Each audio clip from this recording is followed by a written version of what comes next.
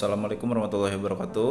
Mohon izin memperkenalkan diri, nama saya Gilang Pranagusti, nomor induk mahasiswa saya 1872170004, mata kuliah Ekonomi Syariah, jurusan Pendidikan Ekonomi.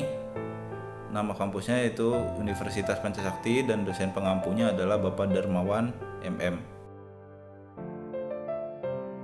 Ya, dalam kesempatan kali ini saya akan sedikit membahas tentang ruang lingkup yaitu dari ekonomi syariah. Nah, ekonomi syariah sendiri menurut Monzerkap yaitu merupakan bagian dari ilmu ekonomi yang bersifat interdisipliner atau tidak dapat berdiri sendiri dan perlu penguasaan baik terhadap ilmu pendukungnya. Nah, sedangkan menurut M. Amanan yaitu merupakan ilmu yang mempelajari masalah ekonomi rakyat yang diilhami oleh nilai Islam. Nah, berdasarkan dua pakar tadi, dapat disimpulkan bahwa ekonomi syariah adalah bentuk penerapan konsep nilai Islam dalam menjalankan kegiatan ekonomi, yaitu baik secara langsung maupun tidak langsung. Nah, karena berlandaskan ajaran dan nilai-nilai Islam, sistem ekonomi ini memiliki sifat dasar yang harus dipahami sebagai ekonomi rabani dan insani. Nah, sebagai ekonomi rabani karena syarat dengan arahan dan nilai ilahiyah.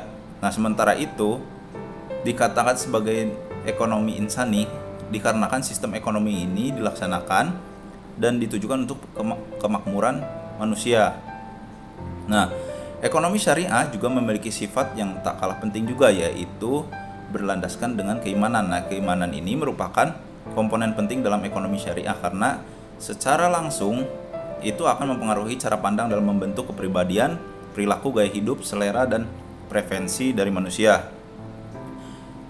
Nah, sumber daya dan lingkungan selain itu juga memberikan moral yang mengarah pada tujuan penggunaan sumber daya dan juga memotivasi mekanisme yang dibutuhkan bagi operasi yang efektif.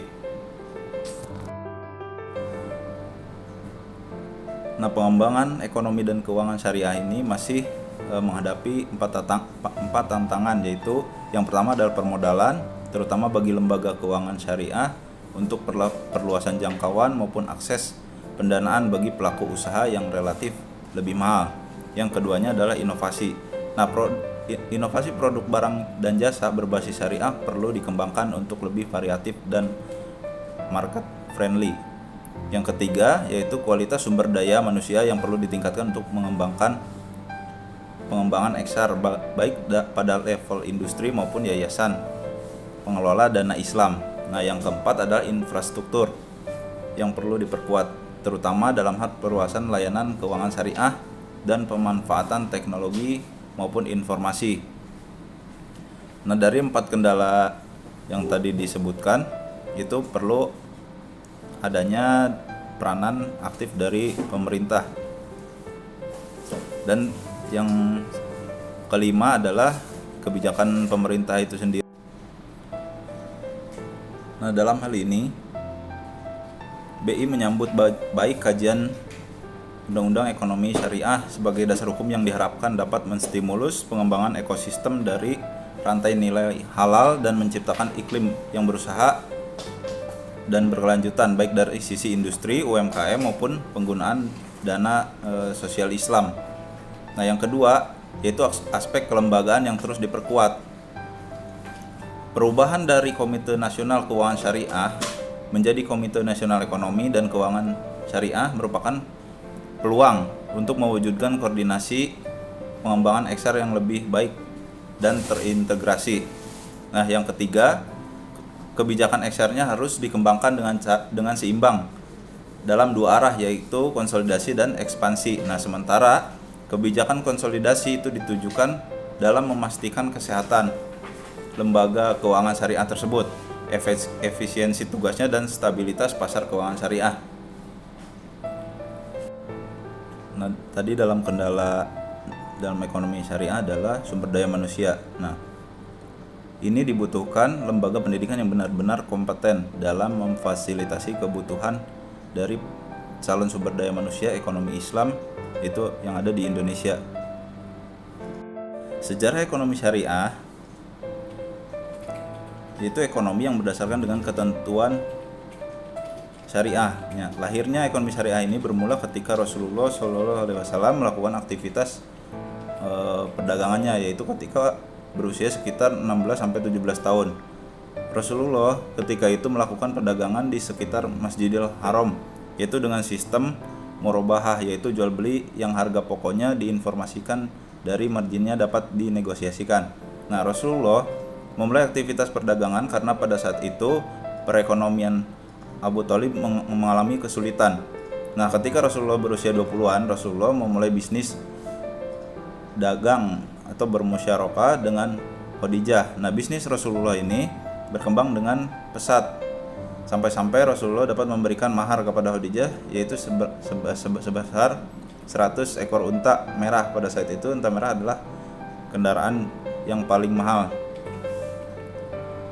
Nah, kan pada zaman dahulu Nabi sukses dalam berdagang. Nah, para sahabat Nabi menanyakan rahasia berdagang karena kondisi mereka pada saat itu tidak mendapatkan banyak keuntungan seperti kaum Yahudi, karena kaum Yahudi waktu itu melakukan kecurangan dalam berdagang. Nah, Rasulullah pun memberi tahu rahasia suksesnya dalam berdagang,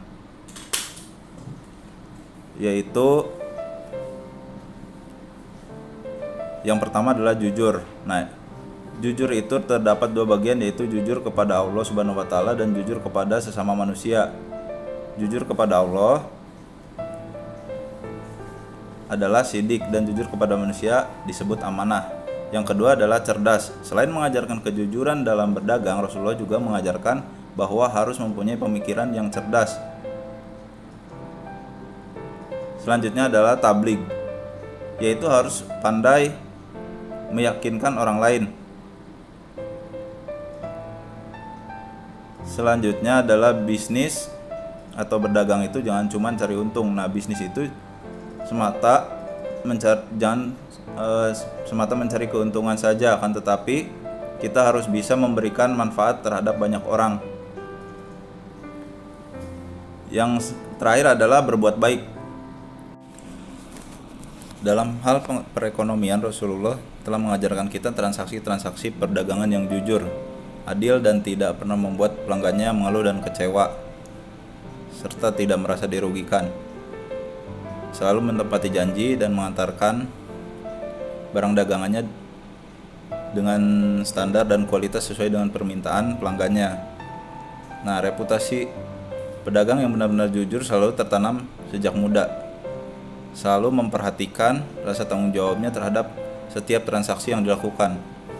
Lebih dari itu, Nabi Muhammad juga meletakkan prinsip-prinsip dasar dalam melakukan transaksi secara adil, dan itu bisa menjadi dasar kita untuk melakukan bisnis atau berdagang ya.